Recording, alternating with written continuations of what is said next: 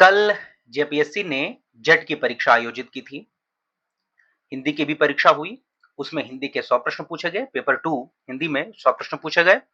उन सभी प्रश्नों के जो संभावित उत्तर हो सकते हैं, सटीक जो उत्तर हो सकते हैं, हम सब उसकी चर्चा करेंगे, उसे देखेंगे।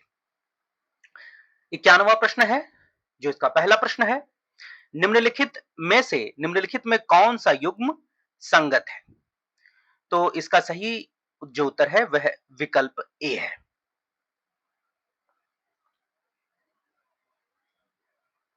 अब जो दूसरा प्रश्न है, गौड़ बहो किसकी रचना है? तो इसका उत्तर है विकल्प ए, वाक्यपतिराज। अगला प्रश्न, पुनर्मूल्यांकन यदि आलोचना का प्रमुख कार्य है, तो रामविलास शर्मा निश्चय ही हिंदी के प्रमुख आलोचक हैं। यह किसका कथन है? तो यह कथन है डॉक्टर नगेंद्र का, विकल्प ए। अगला प्रश्न, निम्नलिखित में कौन सा युग्म असंगत है? तो इसका सही उत्तर है विकल्प बी। अगला प्रश्न, वाक्यम रसात्मकम काव्यम, यह उक्ति किस आचार्य की है? तो इसे विश्वनाथ ने कहा है, तो इसका सही उत्तर होगा विकल्प बी। अगला प्रश्न, काव्य अलंकार सूत्र ग्रंथ की रचना किस आचार्य ने की है? तो इसका सही उत्तर हो जाएगा सी, वामन। अगला प्रश्न, निम्नलिखित में से कौन सा युग्म असंगत है? तो असंगत है विकल्प डी, अपूर्वा केदारनाथ सिंह। यह रचना है केदारनाथ अग्रवाल की। अगला प्रश्न है, प्रयोगवाद के संबंध में कौन सा कथन असंगत है? तो इसका सही उत्तर है विकल्प सी। अगला प्रश्न, निम्नलिखित में से कौन सा युग्म असंगत है? तो इसका सही उत्तर है परिंदे, 1963 की यह रचना नहीं है। अगला प्रश्न, झांकियां निकलती हैं, ढोंग अविश्वास की बदबू आती है, मरी हुई बात की इस हवा में अब नहीं डोलूंगा, नहीं नहीं मैं यह खिड़की नहीं खोलूंगा। यह पंक्ति किसकी है? तो यह पंक्ति सर्वेश्वर दयाल सक्सेना की है, जो कि पीवाईक्यू भी है 2018 यूजीसी नेट के। अगला प्रश्न, प्रकाशन काल की दृष्टि से सही अनुक्रम कौन सा है? तो इसका सही उत्तर है विकल्प सी, भारत भारती, पंचवटी, झंकार, साकेत। अगला प्रश्न, रसानुभूति के लिए सर्वप्रथम हृदय की मुक्तावस्था की अनिवार्यता किसने घोषित की? तो इसका सही उत्तर है भट्टलोलट, विकल्प ए। अगला प्रश्न, साधारणीकरण शब्द का सर्वप्रथम प्रयोग किसने किया? तो इसका उत्तर है विकल्प डी, विकल्प सी, भट्टनायक। अगला प्रश्न है, रीतिकालीन काव्य में नायिका भेद की अधिकता किस मानसिकता को दर्शाती है? तो इसका सही उत्तर है विकल्प सी। अगला प्रश्न, aesthetic is the science of expression and general linguistic ग्रंथ किसका है? तो इसका सही उत्तर है क्रोचे, विकल्प डी। अगला प्रश्न, निम्नलिखित में कौन सा युग्म असंगत है? तो इसका सही उत्तर है बी, रिपब्लिक अरस्तु। यह रचना है प्लेटो की। आगे प्रश्न देखते हैं, 67वां, मुक्ति मिल जाती है सबको, कभी न कभी वह जो बंधु घाती है, हत्या जो करता है माता की, प्रिय की, बालक की, स्त्री की, किंतु आत्मघाती भटकता है अंधियारे लोकों में सदा सदा के लिए बनकर प्रेत। अंधयुग नाटक में कथन किसका है? तो यह कथन है विदुर का। अगला प्रश्न, हिंदू मग पर पाव न राखेऊ, काजो बहुते हिंदी भाखेऊ, पंक्ति किसकी है? तो इसका उत्तर होगा नूर मोहम्मद, विकल्प सी। आगे प्रश्न, निम्नलिखित में से कौन सी रचना घनानंद की नहीं है? तो इसका सही उत्तर होगा विकल्प बी, इश्कनामा। अगला प्रश्न, निम्नलिखित में से कौन सी रचना महादेवी वर्मा की नहीं है? तो इसका सही उत्तर होगा बी। अगला प्रश्न, मेरे विचार से तो संध्या भाषा का सीधा साधा अर्थ यही है कि वह भाषा जो अपभ्रंश के संध्या काल या समाप्त होने वाले काल में लिखी गई। संध्या की सिद्धों की संध्या भाषा विषयक यह कथन किसका है? तो यह कथन है विकल्प ए, रामचंद्र शुक्ल। अगला प्रश्न है, विजयिनी विजय वैजयंती किसकी रचना है? तो इसका सही उत्तर है सी, भारतेंदु। अगला प्रश्न, कामायनी के दर्शन का केंद्रीय आधार क्या है? तो इसका सही उत्तर है सी। अगला प्रश्न 74, इसका सही उत्तर है विकल्प डी, रामचंद्र शुक्ल। अगला प्रश्न 75, लगता है दिमाग में एक जंगल उभर आया है, कुछ ऐसा है जो गहरे सुनेपन के अंदर से भी एक अर्थ का आभास देता रहता है। यह कथन किसका है? तो ये शेखर एक जीवनी से है। आगे अब ये जो प्रश्न है वो अभिकथन और कारण के रूप में है। प्रश्न संख्या 76 आप इसे पढ़ लीजिए। इसका जो सही उत्तर है वह है विकल्प बी। ए और आर दोनों सही हैं लेकिन आर ए की सही व्याख्या नहीं है। अगला प्रश्न है 77 अभिकथन और कारण है। इसका सही उत्तर है विकल्प ए। अगला प्रश्न है 78 अभिकरण और कारण के रूप में है। इसका सही उत्तर है सी। ए सत्य है लेकिन आर असत्य है। अगला प्रश्न है अभिकथन और कारण के रूप में कि औदात्य का मूल संबंध विचार से है। यह बात लोनजाइनेस ने अपने ग्रंथ ऑन द सबलाइम में व्यक्त की थी। और क्योंकि कारण है तो क्योंकि से करके पूछेंगे, क्योंकि विखंडनवाद और उत्तर आधुनिकता भी औदात्य का समर्थन करते हैं। तो ये बिल्कुल गलत है। इसका सही उत्तर है सी। सत्य है लेकिन आर असत्य। अगला प्रश्न 80 है अभिकथन और कारण के रूप में। इसका सही उत्तर है विकल्प ए। अगला प्रश्न है प्रथम प्रकाशन वर्ष के अनुसार हिंदी साहित्य के इतिहासकारों के निम्नांकित इतिहास ग्रंथों को पहले से बाद के क्रम में लगाना है। तो इसका सही उत्तर है विकल्प सी। जो 82 प्रश्न है जन्म वर्ष के अनुसार निम्नलिखित निबंधकारों को पहले से बाद के क्रम में लगाइए। तो इसका जो सही उत्तर है वह है विकल्प डी। अगला प्रश्न इसका सही उत्तर है 83 का सही उत्तर है विकल्प डी। अगला प्रश्न 84 राहुल सांकृत्यायन की रचनाओं का सही क्रम बताइए। तो इसका सही उत्तर है विकल्प बी। अगला प्रश्न है निम्नलिखित धाराओं को सामाजिक चेतना के विकास क्रम में व्यवस्थित कीजिए। प्रश्न को ठीक से कोई समझे तो तुरंत बना ले कि धार्मिक समन्वय भक्ति काल में, वीर प्रशस्ति आदि काल में और राष्ट्रीय चेतना आधुनिक काल में, अलंकारिक सौंदर्य चेतना रीति काल में। तो पहले आदि काल, फिर भक्ति काल, फिर रीति काल, फिर आधुनिक काल। तो इसका सही उत्तर होगा विकल्प ए।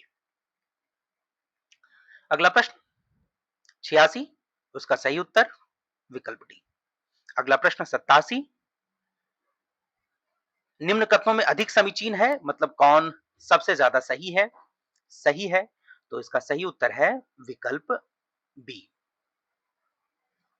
अगला प्रश्न है 88वां निम्न कथनों पर विचार कीजिए। तो इसका जो सही उत्तर आप प्रश्न पढ़ लीजिए। इसका सही उत्तर है बी, केवल ए और सी। अगला प्रश्न है निम्न कथनों पर विचार कीजिए। इसका सही उत्तर है विकल्प ए। अगला प्रश्न द्वितीय युग के संबंध में समीचीन कथन है, मतलब सही कथन है कौन कौन? तो इसका सही उत्तर होगा ए, बी, सी और डी। अगला प्रश्न कूट में है, सिद्धांतों को सिद्धांतकार से मिलाना है। तो इसका सही उत्तर है विकल्प ए। अगला प्रश्न मृगावती, सत्यवती, हंसावली और चंदायन को उनके रचनाकारों से मिलाना है। तो इसका सही उत्तर है विकल्प बी। अगला प्रश्न है 93वां प्रश्न अरस्तु और इलियट इन सबों को उनके सिद्धांतों से मिलाना है। तो इसका जो सही उत्तर है वह है विकल्प डी। अब 94वां जो प्रश्न है कूट में है द्वैतवाद, अद्वैतवाद, शुद्ध द्वैतवाद, द्वैताद्वैतवाद, विशिष्टाद्वैतवाद, इन सबको मिलाना है। इसका सही उत्तर है विकल्प सी। अगला प्रश्न कूट में है, इसका सही विकल्प है, सही उत्तर है विकल्प बी। अब 96 से 100 तक के जो प्रश्न है वह गद्यांश के अनुसार है। प्रश्न पहले यहाँ गद्यांश को पढ़िए, फिर प्रश्न दीजिए, प्रश्न का उत्तर दीजिए। तो मैं सीधा उत्तर बताता हूँ। 96 का सही उत्तर है विकल्प बी। 97 का सही उत्तर है विकल्प सी। 98 दलित साहित्य की आत्मकथाओं का महत्व किस कारण है? तो इसका सही उत्तर है विकल्प सी। अगला प्रश्न है दलित साहित्य की वैचारिक पृष्ठभूमि पर किसका प्रभाव माना जाता है? तो सही उत्तर है विकल्प ए। दलित साहित्य में प्रमुख रूप से कौन सी चेतना व्यक्त होती है? तो इसका सही उत्तर है अस्मिता और आत्मसम्मान, विकल्प सी। अगला प्रश्न 101वां प्रश्न अच्छी हिंदी पुस्तक के लेखक का नाम है, मतलब पूछ रहा है कि किसका ये रचना किसकी है? तो ये रचना हरदेव बारी की है। अगला प्रश्न खड़ी बोली हिंदी का प्रयोग सर्वप्रथम किस पुस्तक में हुआ? तो ये हुआ प्रेम सागर में, विकल्प बी। अगला प्रश्न पुरानी, हालांकि इस प्रश्न को वो यहाँ बोलना चाहिए था इसको कि खड़ी बोली का प्रयोग आप गद्य या पद्य में पूछ रहे हैं, ये करता तो सही होता। हालांकि विकल्प से लगता है प्रेम सागर उत्तर उत्तर होगा इसका, यही सटीक उत्तर है। अब 103वां जो प्रश्न है, पुरानी हिंदी नामकरण किसने किया? सबकी जुबान पर विकल्प बी। 104 का सही उत्तर है विकल्प डी। 105 अपभ्रंश का सर्वाधिक लोकप्रिय छंद कौन सा? तो दोहा। अगला प्रश्न, ब्रजभाषा का पूर्वी रूप है? यह है अंतर्वेदी, विकल्प सी। अगला प्रश्न, संविधान के अनुच्छेद 350 के क में किसका उल्लेख हुआ है? इसका सही उत्तर है विकल्प डी। 108वां प्रश्न है जिसका सही उत्तर है अनुच्छेद 120 विकल्प बी। स्वनिम का अर्थ है ध्वनि। भारतेंदु के अनुसार हिंदी नई चाल में कब ढली? तो 1873 में। प्राकृत प्रकाश किसकी रचना है? तो वररुचि की।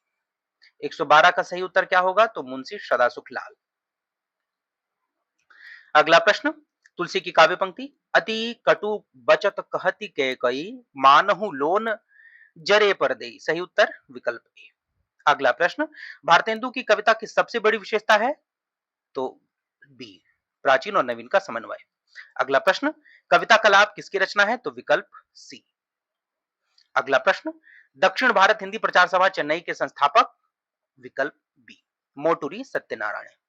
अगला प्रश्न, नागरी लिपि सुधार समिति के संयोजक थे? तो सही उत्तर काका कालेलकर। नरेंद्र देव अध्यक्ष थे।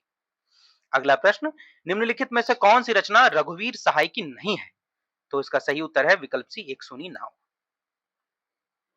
अगला प्रश्न है, वृद्ध जग को क्यों अखरती है क्षणिक मेरी जवानी। ये पंक्ति किसकी है? तो ये पंक्ति है केदारनाथ सिंह की। अगला प्रश्न है, आधुनिक काव्य की आलोचना की कसौटी न तो रस अलंकार है और न चरित्र चित्रण, बल्कि उसमें प्रयुक्त बिंब है। यह कथन किसका है? तो यह कथन है नामवर सिंह का, विकल्प सी। अगला प्रश्न 121वां, इसका सही उत्तर है विकल्प सी। पूछ रहा है कि गोदान में आधुनिकता का सबसे सशक्त संकेत कौन सा है? तो हमें आधुनिकता के विकल्प चुनने हैं। तो ग्रामीण जीवन आधुनिकता नहीं है, पूंजीवादी शोषण आधुनिकता नहीं है, स्त्री चेतना की बात उसमें हुई आधुनिकता है, तो विकल्प सी आंसर। हिंदी का प्रथम संस्मरण? विकल्प सी, पद्मपराग। अगला प्रश्न, उत्तर आधुनिक आलोचना में पाठ की मृत्यु का आशय क्या है? तो अर्थ की बहुलता। अगला अर्थ, काव्य मीमांसा का प्रतिपाद्य क्या है? मतलब काव्य मीमांसा में क्या बताया है रचनाकार ने? तो कवि शिक्षा के बारे में, कवियों को शिक्षा दी है। अगला प्रश्न पीवाईक्यू भी है यूजीसी नेट का, सौंदर्य की वस्तुगत सत्ता होती है, इसलिए शुद्ध सौंदर्य नाम की कोई चीज नहीं होती। कथन किसका है? तो इसका सही उत्तर है रामविलास शर्मा, विकल्प ए। अगला प्रश्न, क्या हिंदी नाम की कोई भाषा ही नहीं? इसका सही उत्तर है महावीर प्रसाद द्विवेदी, विकल्प ए। अगला प्रश्न, कहां जाऊं हर दिशा में मृत्यु से भी बहुत आगे की अपरिमित दूरियां हैं। यह पंक्ति किसकी है? तो कुंवर नारायण, विकल्प ए। अगला प्रश्न जिसका सही उत्तर विकल्प बी, दिनकर। अगला उत्तर जिसका सही उत्तर अगला प्रश्न जिसका सही उत्तर विकल्प डी, वामन। 130वां प्रश्न है, अरस्तु के विरेचन सिद्धांत की तुलना किस सिद्धांत से की जा सकती है? तो अभिनव गुप्त के अभिव्यक्तिवाद। आप इसको जरा से भी सोचेंगे तो प्रश्न सही हो जाएगा, क्योंकि अरस्तु का जो विरेचन सिद्धांत है वो भाव को शुद्ध करने वाला है और अभिव्यक्ति भी भाव को ही शुद्ध करता है, तो ये उसी का होगा। अब अगला प्रश्न है, तो इसका सही उत्तर है विकल्प सी। अगला प्रश्न, आवारा मसीहा की जीवनी किसके जीवन पर आधारित है? तो शरदचंद्र चट्टोपाध्याय, विकल्प सी। अगला प्रश्न, सही युग्म सुमेलित है कौन सा? तो इसका सही उत्तर विकल्प ए। अगला प्रश्न, विद्रोही बनते नहीं उत्पन्न होते हैं। इसका सही उत्तर शेखर एक जीवनी से। दो प्रश्न पूछे गए इससे। अगला प्रश्न, अच्छी कहानी कहानीकार और पाठक के अनुभव की साझेदारी है, यह कथन किसका है? तो यह कथन है राजेंद्र यादव का। अगला प्रश्न, बादल राग कविता निराला के किस काव्य संग्रह में संकलित है? तो इसका सही उत्तर है परिमल। अगला प्रश्न, राय साहब के यहाँ आयोजित दशहरा वास्तव में जो नाटक खेला गया उसमें होरी ने किस पात्र का अभिनय किया? तो विकल्प ए, जनक की मालिका।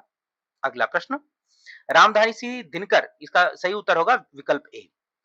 रामधारी सिंह दिनकर की रचना नहीं है, कौन सी नहीं है? तो युग का मोल उसकी उनकी रचना नहीं है। 139वां प्रश्न है, रीति काल के रीति निरूपक ग्रंथों पर किस शैली का प्रभाव नहीं है? सही उत्तर हो जाएगा विकल्प बी। 140 का सही उत्तर हो जाएगा विकल्प बी। 141 का सही उत्तर हो जाएगा कुंभनदास। पंक्ति है आवत जात पानिया टूटी बिसरी गयो हरि नाम। पंक्ति किसकी? तो कुंभनदास की। अगला जो प्रश्न है, हिंदी को ऊंची से ऊंची शिक्षा का माध्यम होना चाहिए, तो इसका सही उत्तर है महात्मा गांधी।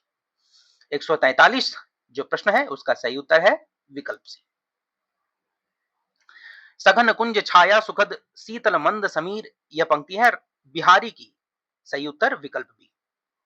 निम्नलिखित में से कौन सा युग्म असंगत है? तो इसका सही विकल्प होगा विकल्प सी घनानंद। रीतिकाल को श्रृंगार काल किसने कहा? सही उत्तर विश्वनाथ प्रसाद मिश्र ने। अगला प्रश्न, बिहारी की रस व्यंजना पूर्ण वैभव उनके अनुभव के विधान में दिखाई पड़ता है। बिहारी के संदर्भ में किस विद्वान का मत है? तो ये आचार्य शुक्ल का मत है। अगला प्रश्न है, ये साक्षात रसमूर्ति और ब्रज भाषा काव्य के प्रधान स्तंभों में है। आचार्य रामचंद्र शुक्ल ने किसके बारे में लिखा है? तो ये लिखा उन्होंने घनानंद के बारे में।